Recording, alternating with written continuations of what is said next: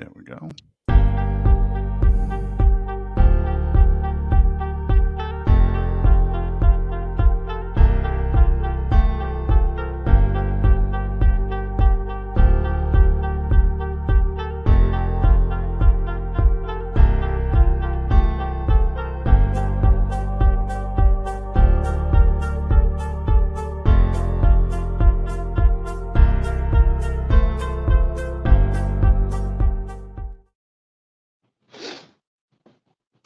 All right, welcome everybody to another exciting episode of Under the Dome. Oh, there we go. There's my feedback coming back at me. I thought I was hearing myself. Anyway, it's been almost 10 days. It'd be 10 days on Sunday since the last Saints game. And needless to say, a lot has happened since then. Is John Butler on already? I hope he is, because I gotta say, I was at that game Thursday night, and it was probably about as frustrating for me in the stands as I'm sure it was on television Thursday night. I have not watched any replay because that's just my thing. Whenever the Saints lose, I don't watch replay. I don't watch most of the highlight shows. In fact, I don't even really want to watch the podcast anymore. But not this one, and not the Bayou Blitz. Just laying it out there. But yeah, it's just you just don't want to relive that. And for 3 quarters, they were horrible. They were just terrible on offense and defense. And then it seemed in the fourth quarter they came to life. They started running plays that really worked well. They scored a touchdown, got a great 2-point conversion. And the funny thing is, I'm sitting in the stands and I saw the touchdown play happen before it really was going to happen, because Michael Thomas was split outside of the numbers and the Jaguars took a long time to walk somebody out there. I'm like, hurry up, snap this ball. Nobody's covering Thomas. Take the shot now. And of course they went to him, and it was a great 2-point play to Alvin Kamara. I was really happy. And the crowd woke up because they were booing at halftime. They were really down on the team, and they woke up and they got excited because, hey, now we're starting like an offense. We're starting to click. We're making completions. The defense forced the Jaguars to go 3 and out. They punt the ball. Well, it wasn't quite 3 and out. They almost got to midfield, unfortunately. But they punt the ball. The Saints get the ball deep in their end zone, and the wheels kind of came off from that point forward. You really did not see the team play the way you thought they should play until that final drive. And then Foster Moreau drops what should have been a touchdown pass. Yeah. I'm not going to beat him up for that, but it still hurt because it was right there. It was in your hands, and you just didn't get it. And then there was so much in between those 2 drives that really it encapsulates all the problems this team has. The defense played terribly. The punting game was horrible. Olave half-assed his way through a route. Carr was over the top in his reactions and making bad throws and bad reads all night. It was just a cluster, and it really was like a hangover from last Sunday. Yeah, because this is kind of how they played last Sunday. I mean, Bob, I'm kind of going off about 5 minutes here about this, but I mean, you watched it on TV. How did it look on television? It looked exactly the way you described it. This team looked lethargic in every area of the game, through the first 2.5 quarters. It finally looked like the lights started to come on for the defense early midway through the third quarter. Then the light came on for the offense later, late in the third quarter, with that final drive that extended into the fourth quarter. What I liked about what the offense did, they started to play some up tempo and keep the Jaguars defense off balance. An offensive line that was battered and beleaguered, verbally Mm-hmm. all year long.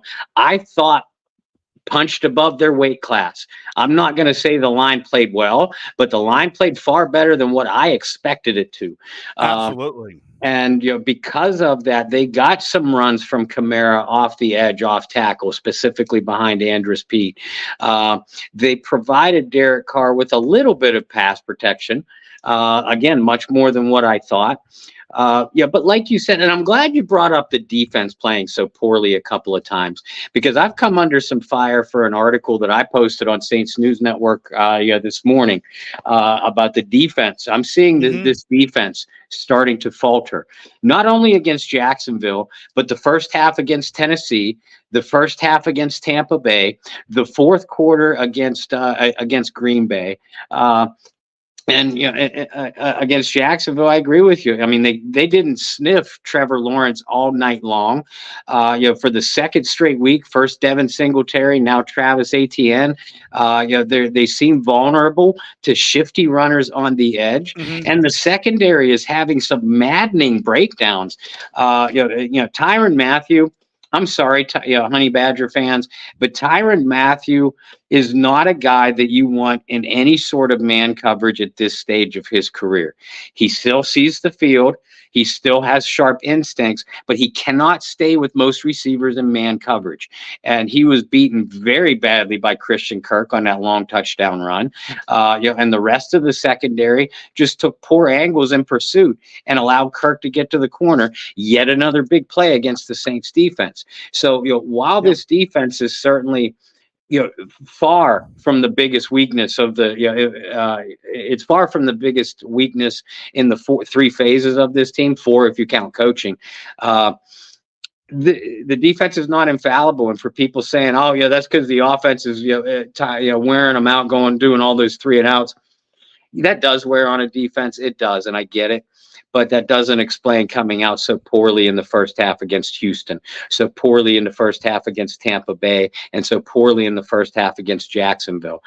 You're actually putting your offense into it. This team needs to be carried by its defense. And while that's a shitty deal, and I get it, it's just the reality of the situation, and they are no longer playing well enough to win games, and that spells disaster for an offense that still, for the most part, can't get out of their own way. Again, I like that they went up tempo. They didn't even use Michael Thomas in the first half, but they used him very well in the second half. Kamara, I thought, had an outstanding game. Where the hell was Kendre Miller?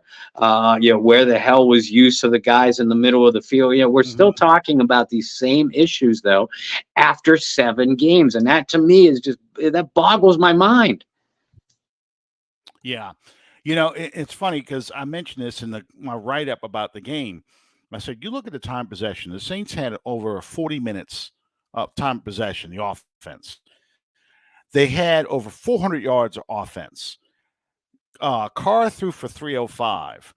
They ran 87 plays versus I think they had 50 something for the Jags. The Jags had 12 yards passing in the third quarter.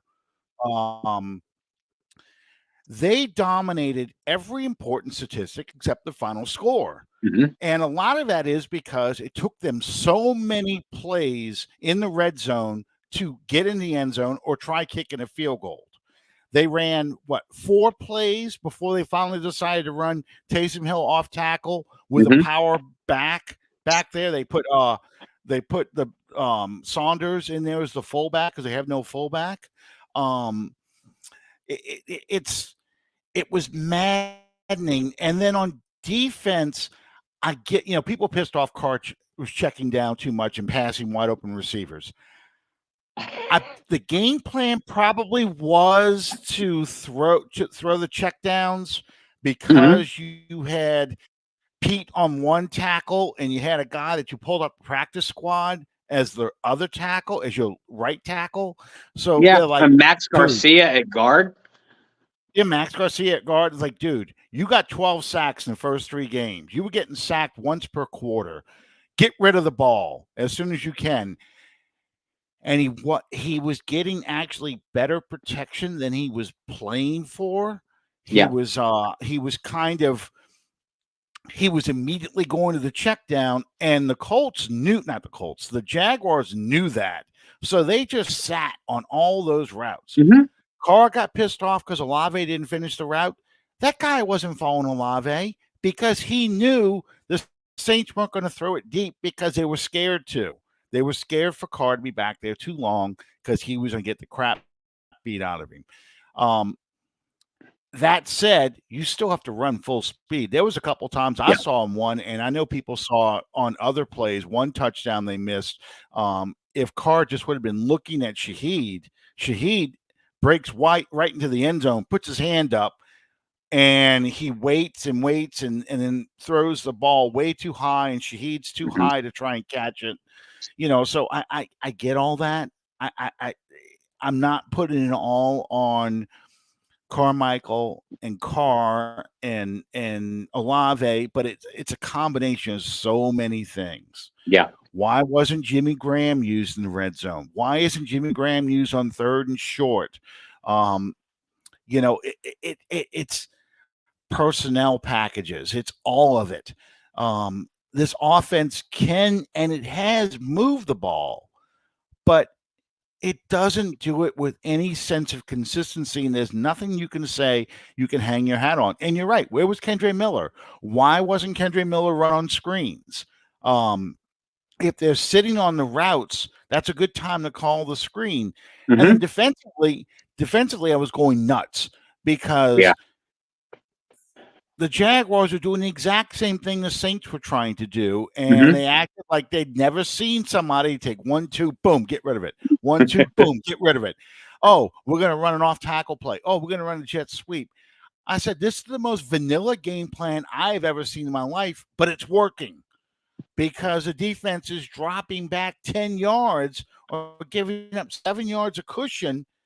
So yeah, everything is going to work. Yep. If you sit on the routes and you knock the ball down on 1st down, now it's 2nd and 10. He can't drop back and go 1, 2, 3, boom, get rid of it because you're going to run out of downs. And Hmm. suddenly now you're playing into your pass rush hands. I mean, yeah, people were mad about Cam Jordan not getting back there and stuff like that. But it's still it was driving me crazy. And yeah, they went one time over the middle, and that was on the one of the big drives, the final drive, I think, where they finally threw to Taysom Hill on the seam. Hmm. And sure enough, he gets to midfield on that because nobody's covering him, Right. you know. Yeah, Matt was sitting next to me during the game, so he and I are both screaming the whole time. But yes, his Condre's shoulder was bothering him. But at you know, all right, whatever. Right. I'm like, okay, you know what? Then you figure out something else. You just didn't adapt to what the Jaguars were doing, and I would have been okay. First series, they're sitting on the route. Second series, they're still sitting on the routes. Okay, you know what we're going to do on third series? We're going to run the same play, except this time I'm throwing it deep. Hmm. I'm going to try and hit you guys over the seam. That's what Drew Brees used to do. Hmm. He'd sit there with the pad and check off the formation. What are they doing? I'm going to make these clowns pay because Yep. I'm going to create running lanes. I'm going to create passing lanes by taking shots and getting them to back the hell up. Yep. And Or it just throwing your receivers open. You can still take a deep shot down the sideline, or even down the seam on a 3-step drop. It's just a very timing based play. Something that Pete Carmichael has seen with the Sean Payton, Drew Brees offense. And that's what I've been telling people too. I'm like, you could still take deep shots in a timing based offense. Drew Brees was the master of it, but we've seen none of that.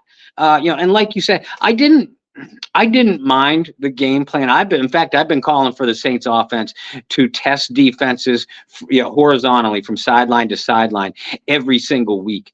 And they finally started to do it. So so I didn't necessarily mind that, but the caveat to that is once you get that defense starting to sit on those routes and creep up, then you take your deep shot because it's going to be there, and that's what we didn't see. Again, such a zero awareness for in-game adjustments, really by either side of the ball, but especially by Pete Carmichael, Derek Carr, and the offense. Yeah, and it was all maddening because there were plays we had. Jacksonville's not as good of a team as people make them out to be. No. Doug Peterson is not that good of a coach. I'm not impressed with him at all. I really am not. I think he caught lightning in a bottle with that Eagles run. And he got there, got to the Super Bowl, won a Super Bowl, and kind of lived off of that 1 year where really Carson Wentz had a career year and Nick Foles kind of came out of nowhere and took them to the next level. But that defense was just playing lights out. The Eagles team that you see today, very few of those players are left from that Super Bowl team just from a few years ago. And they've gone through different coaches. They had a new coaching staff, but they've completely changed that entire identity of that team. It's not the team that Peterson had. Peterson has talent in Jacksonville. He's probably going to win the division because it is a bad division. But it's not like you were looking at Jacksonville like a Philadelphia or a San Francisco, last night's game aside, one of those kind of teams. You're looking at a team that's very comparable to your own, that they've got a better quarterback, but their skill players and stuff are not any better. Their offensive line isn't that great. That's why he was trying to get rid of it. And to let Trevor Lawrence run for 59 yards. He was the leading rusher. Again and again and again, to let Christian Kirk take what was essentially a 3-yard pass that should have been 4th down, time to punt. They let him run to the end zone, run right through the middle of the defense. And everybody was like, oh, is somebody going to try and tackle? Oh, I guess I better go try and tackle him. No reaction, no break on the ball, no attacking the ball carrier. They just watched him run through the middle, and it infuriated me. And it put all that pressure, like you said, and like I said too, you put all this pressure on this offense that has been struggling to get in the red zone. And then once you get to the red zone, just cannot complete the deal. They run the dumbest plays imaginable. They don't run any quick slants. They don't run any crossing routes. They don't try a pick play. They keep going to the corners, to the sidelines, to the fade routes. And running into the meat of the defense. And running into the teeth of the defense, right. I'm like, I even said it I got so frustrated. I said, this is because it's 1 o'clock in the morning, 2 o'clock in the morning, your time. I'm banging in the typewriter going, assholes, this is what you do. And I don't even recall plays. But I'm like, you put Taysom Hill in there. You put Alvin Kamara in there. You put, Kendre Miller in there. You put Jimmy Graham in there. You have Michael Thomas. You have Chris Olave. Put Kamara in motion. Have him go across the formation. Watch the entire defense, pull with him, then run an RPO with Taysom Hill where the back looks like he's going to go break into on the side where Kamara just went and let Taysom Hill run the other way. I like Taysom Hill inside the 6, one-on-one with just about anybody in that defense. Yeah. Because if he doesn't break through, he's going to get to the corner before that guy gets there. He's just that fast. They didn't do any of that stuff. They just line up in a basic formation three wide receivers, and they throw the ball to the corners every time. And I'm just, I don't understand this. I really don't, because it shouldn't be this hard, but they make it so Yeah. hard on themselves, and they make it so hard on this offense to score. And I get it. We don't have a power back we can just hand the ball off to, and he's like a Deuce McAllister or Mark Ingram, who's going to carry the team. Mark Ingram in his prime is going to carry the team 5 and 6 yards by laying on top of him. I get Mhm. that, but it can be better than this. You got to know who your personnel is, and I Yep. don't understand why they can't figure this out. Oh. It's funny because we talked just before we went on the air. Hey, let's try to stay somewhat I positive know, tonight. And I that, yeah, know. then here we both are, because this is just the nature of the situation. I chuckled a little bit when you called the Jaguars AFC South division a bad division, and it is. The Saints are 1-2 in that division. So what's that say for New Orleans? And could have very easily lost that game against Tennessee. So what's that say for Mhm. New Orleans?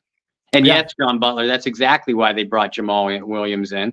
Dennis Allen said, "Oh, yeah, coming off of IR, he was on a pitch count." All right. Um, what better way to use a guy if you're going to use him limited than specialized situations like, oh, I don't know, third and short, where they were 3 of 18 on third downs inside the 5 yard line, where, like Alan said, it took them 4 plays each time they reached that red zone. So yeah, once again, it all circles back to personnel packages and play calling. Yeah, I mean, and I don't know if Gail is having these kind of meetings with DA and Mickey Loomis. I really don't know. They're not going to let any of that kind of stuff out there. She's not that kind of owner. No, Um, but at the rate they're going, they are going to clean house. Now, Loomis isn't going anywhere, and if anyone thinks that Loomis will, he's not. He's not. Now, my dad seems to think that if it gets to be that bad, what they'll do is they'll kick Loomis upstairs to be president of sports operations, possible, and he'll be in charge of both franchises, but in a supervisory role, not possible, yeah, financially supervisory role, not as GM for either team. They'll have a GM that reports to him that would report to Gail, but I, I, I don't. I mean, I don't see that happening. It's possible, but I really don't see that happening. I really think they're just going to look at and evaluate each game, and at the end of the season, because they're not going to make any changes during the regular season. That's not no, how the Saints operate. But at the end of the season, they'll just tally it up and have a conversation. So Black Monday, may include Dennis Allen. The problem I have with this is, okay, now Mickey, you have hired Sean Payton and Dennis Allen as your coaches. Jim Haslett was hired before mhm, Loomis took over. That's Randy Mueller.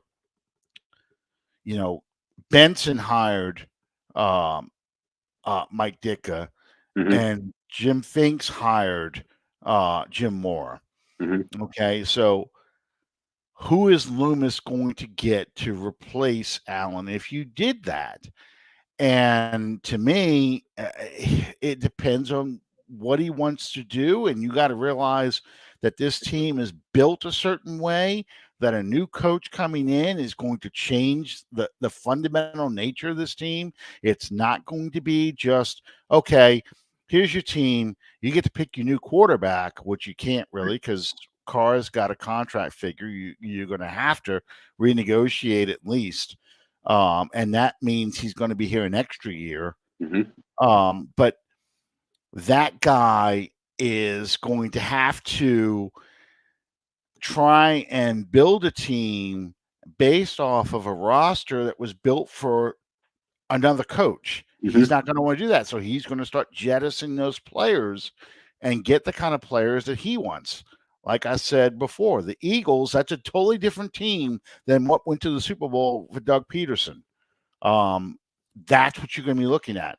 I don't, based on the way that Saints fans are reacting to this, I don't think they have the stomach for a long rebuild. No, I can't see it. That the Saints did. And that's win your first year. Haslett won a playoff game. Yeah. Peyton got us to the NFC Championship his first year. That ain't happening with a new coach. You're looking at a team that's probably going to play a lot like this team until he gets the players he wants. The only difference is it's going to be people that he's going to be moving out. So I look, be careful what you wish for. And we don't even know who this coach is. I'm just speculating. I'm just speculating because this defense, we have 2 linebackers that play. The new guy may want to go to a 3-4 defense of some sort, or may want to go to a 4-3, a true 4-3. Dick is retired, thankfully. Yeah, I mean, and is he going to want to have the same? Is Jeff Ireland still going to be around? Is he going to want to have? They're going to bring a new general manager, pro football operations. I mean, there's so many things that by throwing all this stuff in the air. So your best bet is for them to figure this shit out. Yeah. And just survive this season. So Allen has a chance to replace Carmichael and Moreau and anybody else that that is in the way with this team. I mean, that's just how I feel. That I'm probably talking out of my ass, but because I don't like a lot of change, I like a little stability. I lived through too much of this chaos with the Saints growing up. Yeah, and since Tom Benson bought the team and took over operations in 1986, he has brought stability to that franchise. That you guys had to suffer through with John McComb, and it's clear that Mrs. Benson wants the same kind of stability and wants to show that same kind of loyalty. But right now this team is in purgatory. This is a 6-11, 7-10, 8-9 team until further notice. And frankly, that's my fear that for you people, and I don't know where I am on this yet. I know if the end of the season were today and I'm ownership, I am cleaning house of every single person on that coaching staff. But like you pointed out, it's only 7 games in. The team has at least the on-field personnel, I believe, to turn things around. But the purgatory I was speaking about will continue if this team even gets to 6 wins, they might keep Dennis Allen. Certainly going to do so if they get to 7, 8, 9, the 9-win range. Because at this point, I think that everybody associated with this organization has fooled themselves into believing, well, a missed field goal against the Packers, and that changes that into a win. Foster Moreau holds on to that ball in the end zone against Jacksonville, and good chance we win that game, and et cetera, et cetera. Fool's gold. And while I can see some of that, you have to look at the reality of the situation, and the reality is this: that sorry, I had the numbers in front of me a minute ago. Their 3 wins this year have come against teams with currently a combined 3-15 record. Dennis Allen teams are 8-8 in 1-score games. They are 5-6 in the Superdome. That right there is the statistic that would break my back if I was Loomis and Mrs. B. You can't even win at home that's the mark of a bad team. And Yeah. that's what makes me believe that this team needs major changes.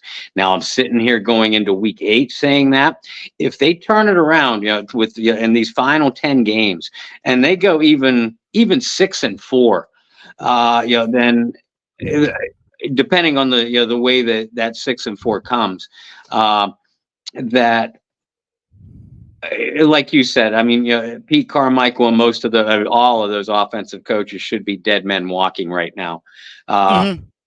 But if you make wholesale changes, which may or may not be necessary, but if you make wholesale changes, the ownership, has to be willing to bite the bullet and accept a few 4-12, 4-13 now, 5-12 type of seasons while you rebuild, and that's just the Mhm. reality.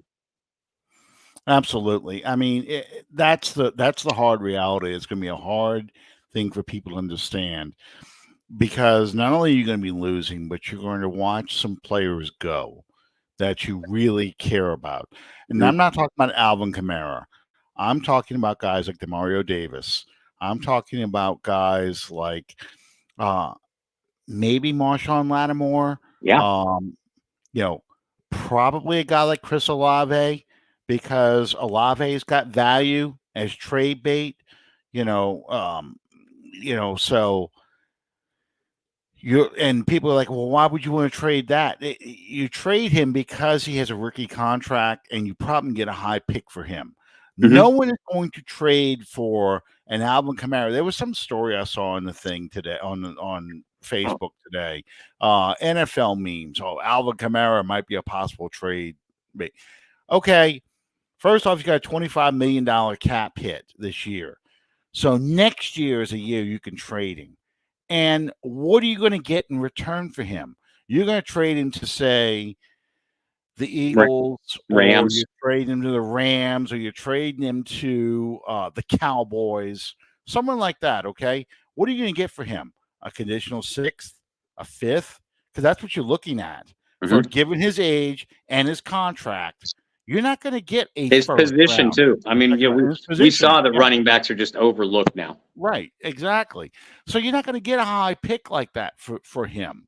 So is it worth a $25 million cap hit for a conditional pick? No, Right. it's not. You know, they've gotten younger, but they're still an old team. Mhm. So it's going to, the guys you're going to want to build your team around are like Brzee, Howden, probably Kendre Miller. Those guys. If you can make Penning work, maybe you move Penning to the right side and draft another left tackle. That's the kind of changes you're going to see. Um, you're not going to see this slew of first round picks coming in and all these things. And if anything, the Saints want to have a bad season. So then if they have a high top 5, top 10 pick, that's something they probably dangle out there as trade bait to get additional first round picks, much like the Bears did with with Carolina. And Carolina Mhm. took the bait, and now they've got, right now as it stands, the first and second overall Mhm. pick. Mhm. They can do what the Texans did. That's the kind of stuff these guys are going to do. Yeah. So uh, you have to have kind of foresight and understanding of where this could possibly go. Yeah, absolutely. I just need this to work out. I do not need. I don't want to put up with a new coaching staff because I am terrified who that new coach is going to be. I don't think it's going to be another Sean Payton. I think it's going to probably be another Dennis Allen, but maybe an offensive version of Dennis Allen. Um, just because I I look at the Pelicans, okay? The Pelicans are a team that always every year, oh, they could make a playoff run this year. They can make a playoff run this year. And they don't. And it's like I just don't have the confidence that they're going to find that coach and get that quarterback to put together that team to make a run. Now, having said that, though, what I said about that if I was the owner, I would clean house with the coaching staff if the season ended today. Yeah. Is that where you're at too? I mean, you're at least you're a realist about the situation, though, right? Yeah. Yeah. Look, yeah, the way the team is playing right now, if the season ended this weekend, I'm probably cleaning house because I don't see the improvement. I don't see an improvement over last year. Um, I don't feel like it's going to get any better. I look at coaches like the assistant coach for the offensive coordinator for the Detroit Lions. Although the Lions got their ass kicked this Right. weekend, and I want to talk a little bit about this weekend's games. That's where we can get optimistic. But I'm looking at him. I'm probably interviewing him. Probably got a big bullseye on him. That's probably one of the guys I'm targeting. You're not bringing back Eric Bieniemy. That ship has sailed. Mm-hmm. You interviewed that guy for so many hours and you didn't sign him. You're not going to go back, and it's never happened in the history of this franchise. It's never happened. They've gone back to a guy they interviewed and said, "Oh, you know what? We're going to bring you back for another interview because we messed up. We didn't hire the guy." That ship's gone. Forget it. Forget him. He doesn't exist anymore. Besides, I watched that Washington Giants game. I really don't want Eric Bieniemy. Washington was pretty damn incompetent. And I know they got all kinds of other problems on there, but I see a lot of the same mistakes Carmichael's making, Bieniemy is making. Spacing with the wide receivers, too many sideline routes, too many hard passes for a guy like Sam Howell to try and make. Because, quite frankly, we had the Tampa Atlanta game on Fox. I had the Washington Giants game on CBS. Oh, you poor bastard. I know. I flipped over to the Washington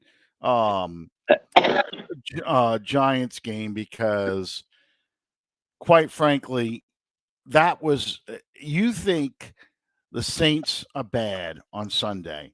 Watching the Falcons and the Bucks play each other was the Keystone Cops meets the Marx Brothers with the Three Stooges calling the plays. Because I've never seen such incompetence.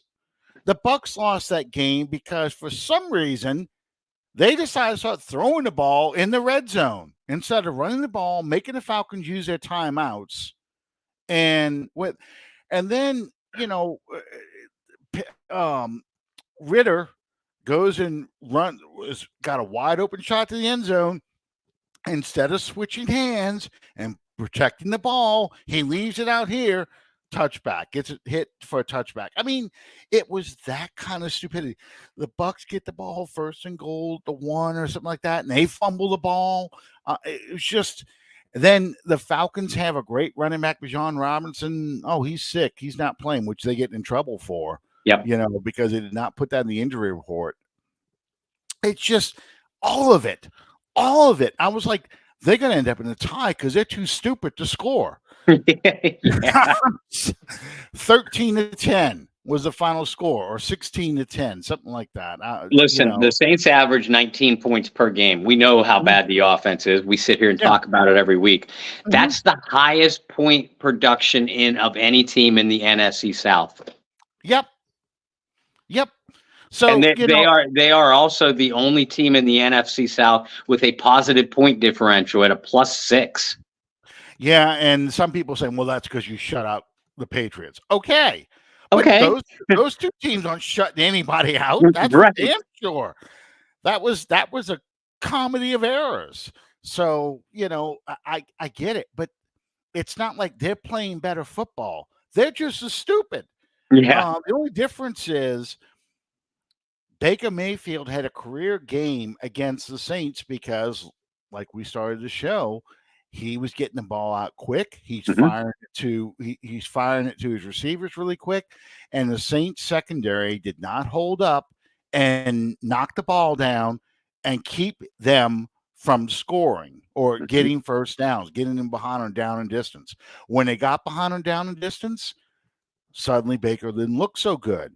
Also, that running back got yardage. He was moving the ball on our run defense. He wasn't doing crap against the Falcons, and Right. they were doing the same thing, running guys up in the line, running guys up in the line. It just it's maddening. So yeah, it's whoever makes the least amount of mistakes when the NFC South teams play each other. That's who's going to win the division. Yeah. It's not like they're just that much better than we are. In fact, watching these games this weekend without the Saints on, you really realize that there's probably about 2 or 3 teams that are good and 1 or 2 teams that are really bad, and the rest of them are really like the Saints. Uh-huh. They really, really are a lot more than people want to think about. And to me, that's because that shows the parity level, and it also shows that it's going to take special coaching to get these guys to get over their mistakes. Hmm. Um, and that's why I like the if I picked a new head coach today, that's who I'm probably targeting is Ben Johnson. I target Ben Johnson. I have, I hope that obviously a new coach, as you said, he is going to want his all new staff, Mhm. as is his right to do. But I'd hope for Ben Johnson, then have him raid someone for a young offensive coordinator, like a young aggressive offensive coordinator. Brian Hartline from Ohio State would be a good one. Mhm. And while we're at it, I love Michael Hodges, the linebackers coach. I'm okay with Joe Woods, the defensive coordinator, but you can't bank on a new coach keeping that. So if he No. doesn't, maybe grab Jim Schwartz. Again, I'm rating Ohio State staff, but Schwartz has a lot of NFL experience, a lot of successful NFL experience. So As yeah, a I mean, defensive these coordinator. are some things to take a look at. Oh, well, after watching that Washington game, I'm if I'm the Saints and I'm talking to Ben Johnson, I'm probably going, you know what? You really should look at Wink Martindale, which I know it's not his real name, but everybody calls him Wink Martindale. Right. So for us old people, we all know Wink Martindale from the game shows like the Newlywed Game and stuff. Yeah.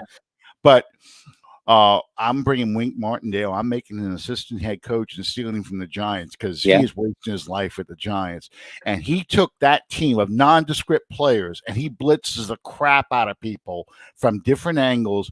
To me, he is Greg Williams, number one without the cover zero, but he's Greg Williams, but smarter Yeah. and I love Rick more in Martindale. control.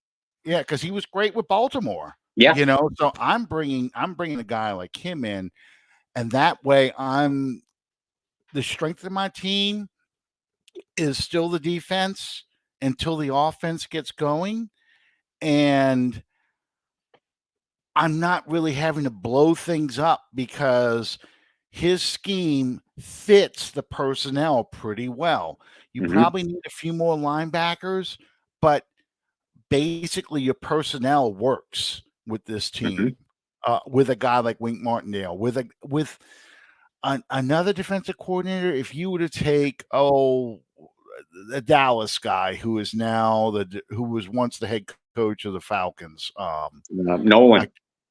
yeah, No. not Nolan. No. He was Seattle first. Mike Smith. Quinn. If you bring in Or Dan Quinn? Quinn, yeah, you bring in Dan Quinn. That's a personality change. That's a philosophy change where you're bringing in small, fast linebackers, not Mhm. the big guys the Saints have, and you're doing things. Oh yeah, well, it's because it's a fun nickname, Wick Right. Martindale. I like saying it because, like I said, and I know you're in the same age group as Bob and I, but we're all old enough to remember the game shows. Joker's Wild, all those sort of things. So yeah, it's so if you're bringing in, and we're just throwing these names out here for staff, but it's there is optimism. After I just sat there and said, you know what, I'm terrified of who they're going to hire. At the same time, there are guys out there I do like, Yeah. and I like a lot. Um, but I also realize that there's probably about 10 coaches fired this year. You know, I don't think the Bucks coach is going to get fired. But Anna, you like the way he looks, huh, Anna? Yeah. But I mean, you're looking at guys like the Raiders probably fire their coach. Um, the Chargers probably fire theirs, much to Sean Payton's chagrin. Uh, I'll watch the Chargers blow another game, against the Chiefs. Um, uh, do the Browns fire their coach? I don't know. There's a lot that could happen. The Browns getting lucky against the Colts last week. That was something. That was a game where we were all going. I'm watching this going, man, these officials suck. You have no idea. That's the game that I watched, mainly because the Saints are playing the Colts this Sunday. And admittedly, I'm kind of a closet Browns fan. I feel the Browns are my Lions of the AFC. They're a team that I always secretly kind of root for because they've never won shit in my lifetime. But I'm watching that game, and John Butler, this is for you. Marilyn Monroe assassin Roger Goodell had a direct finger on the button of the result of the Colts Browns last week. Pure and simple. I don't know why. This is the fun that I always have with Challenger explosion orchestrator Roger Goodell. This is the fun I always have with Goodell, is trying to figure out his motive and his storyline. Because with Roger, it's all about storylines. I cannot figure out why they decided to focus their dysfunction on Colts Browns this weekend, but they did. And I mean, it was just a disaster from beginning to end, officiating wise. Oh, poor Bob.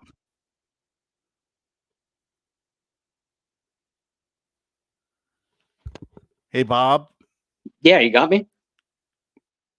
Yeah, I got you now. We lost you for a minute there. What were you saying about Roger Goodell?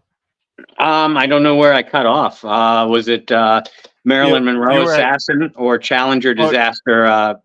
Challenge a disaster. Okay. Yeah. The fun that I have trying to figure out Goodell's motives is all about storylines, and I cannot figure out why he had the finger on the button of the result of Colts Browns this weekend. Mm-hmm. But yeah, I mean, that game from an officiating aspect was just a dysfunctional joke from beginning to end. Mm-hmm. Absolutely. And some people were talking about the Chiefs getting away with a lot of stuff. Oh. The Rams got screwed, which boo-hoo. Right. There was just a lot of bad officiating throughout the league. The Eagles got away with a shitload of stuff. I didn't even watch the game. I kind of got bored because I was disappointed in how badly Miami was just playing against the Eagles. I didn't think the Eagles played particularly that well. I thought they made enough plays, but they had a roughing the passer call that was totally ridiculous. And you already know my theory about running quarterbacks and roughing the passer. Yeah. Even though that was behind the line of scrimmage, I just feel like if you're a running quarterback and once you run and go past the line of scrimmage, in fact, I'm kind of in the mood of just dumping the whole hook slide in general. But if you're a running back and you go past, a quarterback, you go past the line of scrimmage, you're essentially a running back. So get your ass out of bounds. Because nothing pisses me off more than a running back that's running along the sideline and the defensive back pulls up because he doesn't want to hit him, and the quarterback cuts back up the field and runs more. That pisses me off. I'm like, you know what? I'm going to take the 15-yard penalty. I'm going to light your ass up because you did that to me. I was being nice, but now you need your ass lit up. Coaching was atrocious all weekend. Yeah. Roger Goodell's a slug from Monsters Inc. I'm watching you. Always watching. Yeah. But just my whole take with Goodell is it's always keep it close, make it last the final play, and he did with the Browns. He really did. The Browns did some stupid shit. Yeah, You know, the Browns again, were Browning for sure. yeah, again, just like the Falcons, just like the Bucks, just like the Saints. What the hell were those play calls in the red zone? Why are you throwing the ball? Just run it. And of course, they run it in the last play on oh man, my favorite play ever right here. Hmm. God, I love that play. God, man.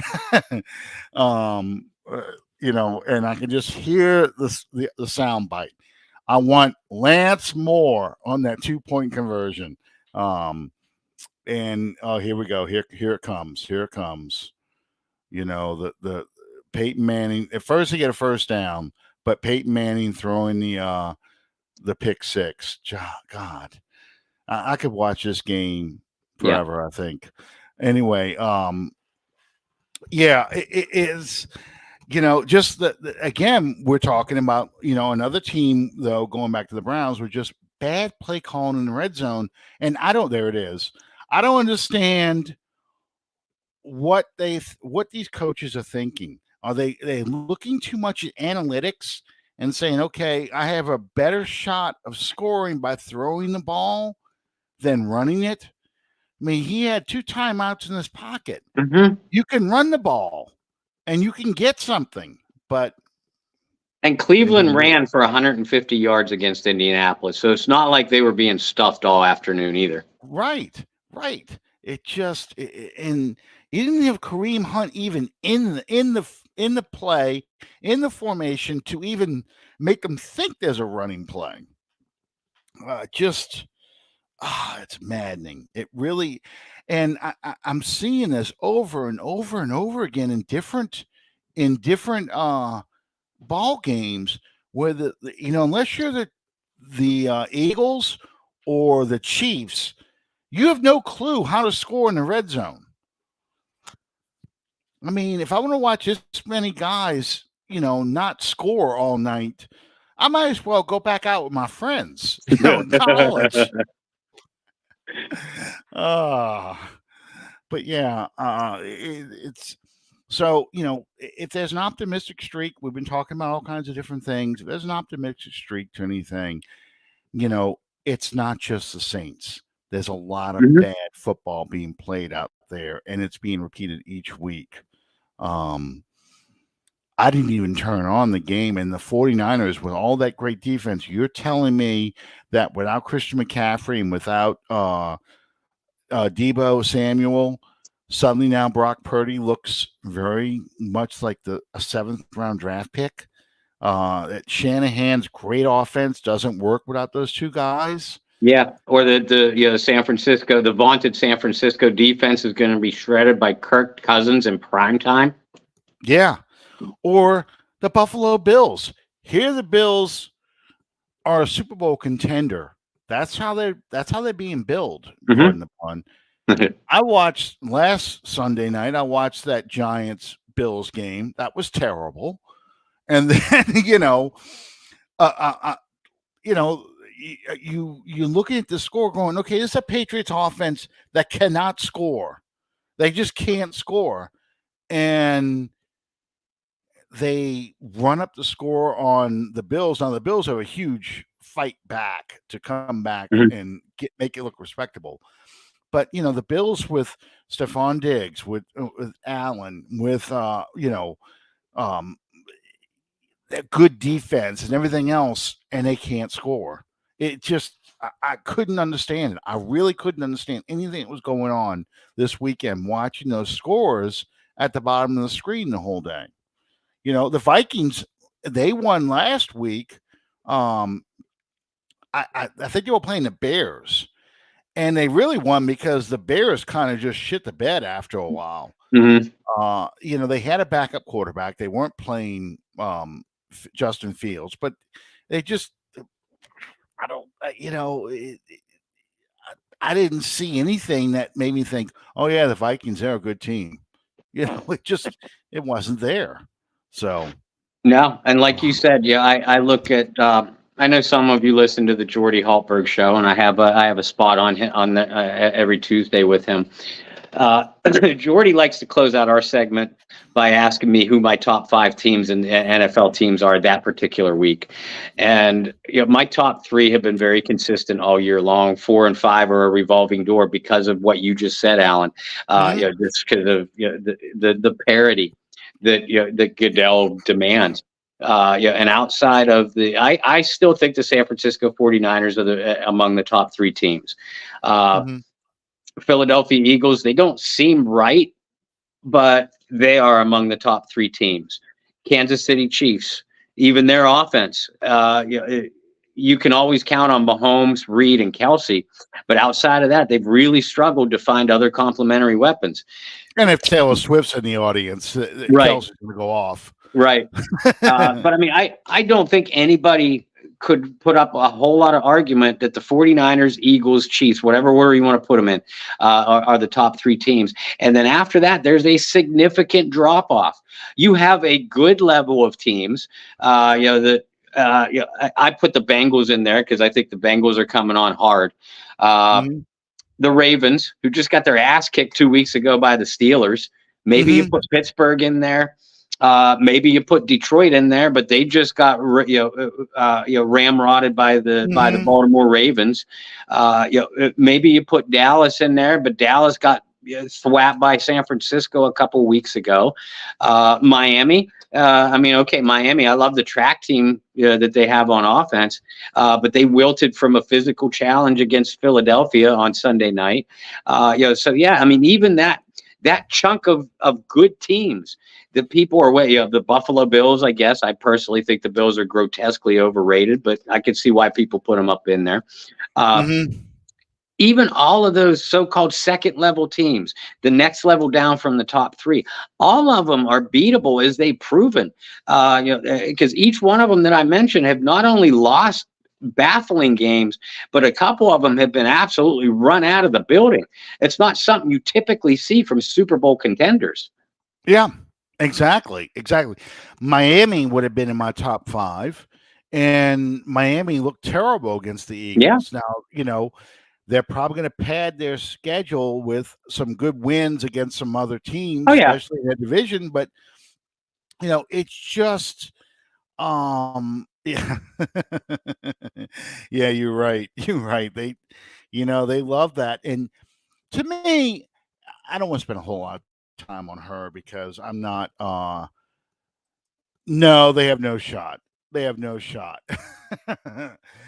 But Taylor Swift. The Taylor Swift obsession right now the NFL has is really revealing what the NFL has become under Roger Goodell versus Pete Rozelle and even Paul Tagliabue. Yep. It is a lot more about the entertainment and the appearance of football. The Super Bowl is hell of a lot closer to the WWE WrestleMania event than it is what we are used to, than it is an actual football game. Yeah, and you're right. They are trying to get that. They're trying to get that Taylor Swift halftime show because they know who the audience is, and it's because you look at social media. How many more people are following Travis Kelce? How many more people, the Swifties, are following the Kansas City Chiefs? That's what they enjoy. They like that explosion of a new audience that's going to follow football, as opposed to us diehards that are looking at talking about X's and O's and talking about screen passes and talking about running clear out patterns and post patterns and seam routes. They don't care about that. They want to see the points. They want to see the score. Yep. They want to see the excitement. Taylor's getting excited because Travis Kelce got that first down and she's, that's what they want to see. And so football is becoming a lot more like the WWE. I'm glad you brought that up because, you're not alone. You're not alone, John. I'm telling you, there are people who are watching football for the first time. Yeah.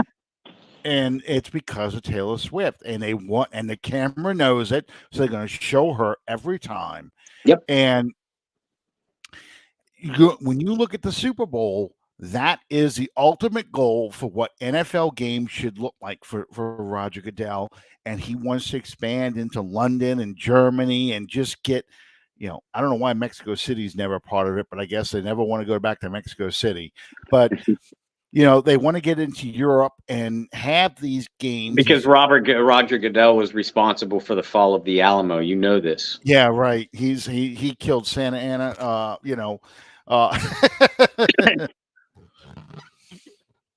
Actually, no, he would have killed Davy Crockett. Yeah. He would have killed Davy Crockett at the Alamo.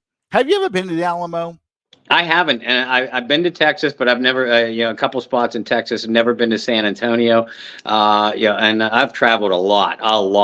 But San Antonio and the Alamo, especially with the historian that I am, that's a trip I want to take on my short list. My dad has taken it, and he says, he said, prepare yourself for a little bit of disappointment because it's not set up how the fort and it really wasn't a fort; it was a church garrison, that they had to convert into a fort, as you know. But he said he goes, it's more of a museum and a site more than anything else. But yeah, I mean, being a historian, that is one of my goals is to visit the Alamo. Okay, so there's two Alamos. All right. There is the real Alamo, which is right there in San Antonio, right by the Riverwalk. Right. Very small, very underwhelming. It looks like an old church that you go out there and it's a museum and you walk around and you're in and out in about 30 seconds. It's not a whole lot. Then there is the Alamo from the John Wayne movie, which is out there in the desert. It looks like what you see, and most of the time when they're in when they show Texas attractions, that's the Alamo they're filming. It's got the walls. That's what you expect to see with the sunset, middle of nowhere. That's the one you expect to see. That is the real Alamo. So that's the difference between the two. And I've been to the Alamo a couple of times. I've been to San Antonio, 3, 4, 5 times or something like that. Okay, so my brother's just announced he's been in the basement. Gotcha. No, but I mean, yeah, there's a lot to see in the Riverwalk area. It's a shopping area and stuff like that. But the main thing is when you go see the Alamo, it's not what you expected.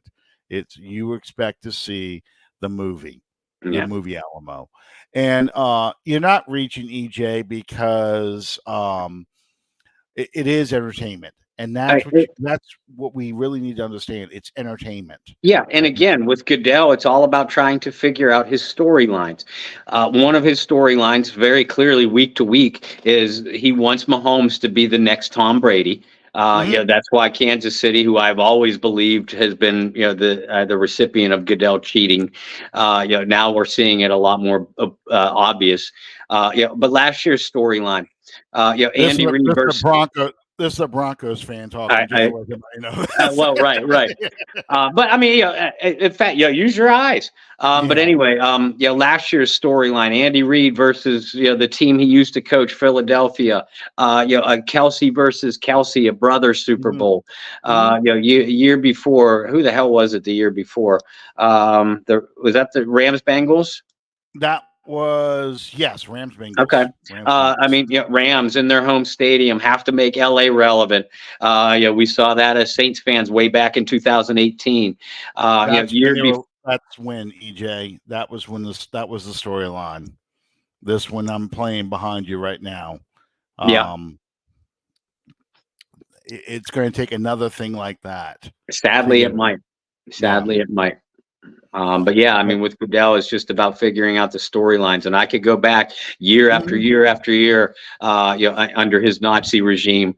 But I won't. I know we're running short on time, so I won't wait. That's another show in for itself. Yeah, 2018. Clearly, the Saints had it against them, and it's because they wanted the Rams in the Super Bowl because they wanted to build that market. Part of me thinks if Sean Payton had his way and was able to go become the Chargers um, head coach, that could have been a storyline. Sean Yeah. Payton goes to the Chargers, makes the Chargers a relevant team, gets them to the Super Bowl, and then he starts punishing Payton again. But he wanted to see that happen. Well, I mean, Because you yeah, could but build that here's a market. storyline for you. When New Orleans hosts Super Bowl next year, a year after. Year after, because Okay. I think it's Vegas this year, and I think it's Mhm. LA next year, maybe. And then I think it's the Saints after that. Okay. Well, I mean, whenever New Orleans hosting a Super Bowl, Sean Payton coaching an AFC team, hell of a storyline, Roger. Oh yeah. Oh yeah. Yeah.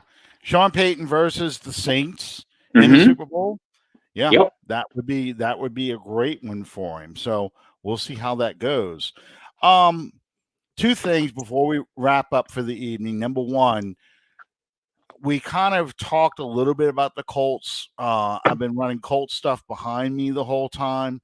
Um, how do you see this game playing out? I mean, I know we've been ripping into the Saints, and it's going to be more of the same, but um, I just have a gut feeling that this is a week. It's on the road. This is a week where the Saints look competent and they steal a win on the road. You Um, know, I get that feeling too. Um, yeah, I know you and I and others have been taking a little bit of heat this week for saying that the Saints have a string of winnable games coming up. mhm, And people have been saying, hey, with the way they're playing, they can't beat anybody right now. And listen, I'll agree with that. I'm just saying, look, on paper, this team has it set up to go on a nice little run, and it starts mhm, with Indianapolis. Now, mhm, the Colts are not going to be any pushover. I see an Indianapolis defense that's stout in the middle, but has a hard time with cutback runners and misdirection plays. So I think the Saints should be able to run the ball on them if they take advantage of that. Pete Carmichael, Alvin Kamara is not Earl Campbell. yeah, Stop using him like that. And the Colts give up a ton of passing yards. Um, New Orleans has to figure out a way to be balanced because Derek Carr has thrown the ball 105 times in the last 2 weeks combined. That's yeah, not going to get it done. mhm, I don't care how good or bad your quarterback is playing. You cannot throw the ball 105 times. You just can't.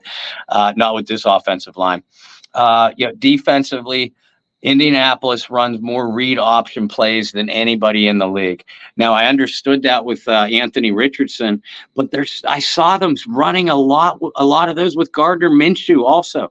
mhm, And Minshew, as we know, because the Saints have seen him now a number of times. Minshew is a hot and cold passer, so. The Saints defense that has come out so poorly for the 3 of the last 4 games now, or 4 of the last 5, something ridiculous. They can't let Minshew get into a rhythm early. You got to hit him, yeah, pressure him, push those receivers around, and keep them from getting into a rhythm. And you got to play better against the run. You got to be more physical against the run because the Colts have a duo of backs in Moss and Taylor, and mhm, ultimately they want to try to establish the run. Hence all the read option plays that they do. But I think the Colts roster sets up good. It's a good matchup for New Orleans on paper. mhm, And mhm. like you said, I have a good feeling about the game this week. Gardner Minshew is the kind of quarterback the Saints like to face. They Yeah. like to face non-mobile guys who are going to hold the ball for a few minutes in the backfield and try and wait for a receiver to come open. They beat the hell out of him last year with the Eagles. I think they're going to be looking at him the same way this week, as a guy they can get after. This is a game I think that Cam Jordan and Granderson probably have a pretty good game. I think Brzee pushes the pocket a little bit. And I think guys like Lattimore, Taylor, Adebo, these are the kind of receivers they like to face. Not little short, speedy guys, but bigger, more physical receivers. They like to play that kind of game. So I Mhm. think you're going to see the Saints defense look a lot better than you did the past couple of weeks. I think they hear even though the locker room tries to insulate itself, social media gets in there so much. I think Yeah. they see all this and they kind of circle their wagons. And this is going to be a game where they're like, you know what, it's us against the world. Being on the road's the best time to have that kind of personality. Hmm. Um, so I think this is a kind of game where they start doing that kind of stuff. Um, maybe even create a little false hope. I don't know. Uh, they play, yeah, they play the Bears at home the following week. Um, so it's one of those games I think they're going to try and get right before they come back home for another game. Because if they lose this game, the Bears game is going to be pretty ugly. That's not the kind of game they can get right on, even though the Bears Yeah. stink. Um, I think this is on the road's the kind of game where they can get right, and Yeah. they seem to. You mentioned a 5-6 record at home. For whatever reason, this team does better on the road. I don't Hmm. know why. Maybe it's because they're in that enclosed environment and they can stay better focused than being at home. Whatever reason, but they seem to enjoy being on the road. That was the case last year. It seems to be the case this year. Um, so we'll see what happens. Um, last thing then, what do you have coming up in the Bayou Blitz? Because y'all actually did a post game show Friday, Yeah. correct? Yeah, Yeah, which yeah. The Thursday game just threw off our whole timing, yeah, for the entire week. It did for my media work too. Brendan's on the road this week, so we have to push the blitz back to Thursday night again. So Thursday night, 8 p.m. Central Time. Make sure you catch us either. You can catch the link on my page on the Bayou Blitz Facebook group or Bayou Blitz Twitter page. So check that one out. Uh, by that point, I hear Chris Olave's in your neighborhood. I hear that. yeah. If anybody asks, I was here the whole time. There we go. That's I don't pat myself on the back for my sense of humor often, but I have my moments. Joel Smith, posted something about Olave, saying, well, he's fast on and off the field. Yeah, And I said, well, yeah, but just like on the field, he wasn't able to finish this route either and get home yeah, because the police stopped him. absolutely, absolutely. 70 and 35. Come on, man. And you rate it, go like some people were saying here, just do that shit in the East. You don't go do that stuff in Kenner, in Harahan, West Wego, Gretna. Don't do that kind of stuff there because they're waiting for you. They love guys you speeding it. They don't give a damn who you are. And like, that's money. They hear the Yep. cash register dinging for every mile over the speed limit you are because Yep. that's their revenue, man.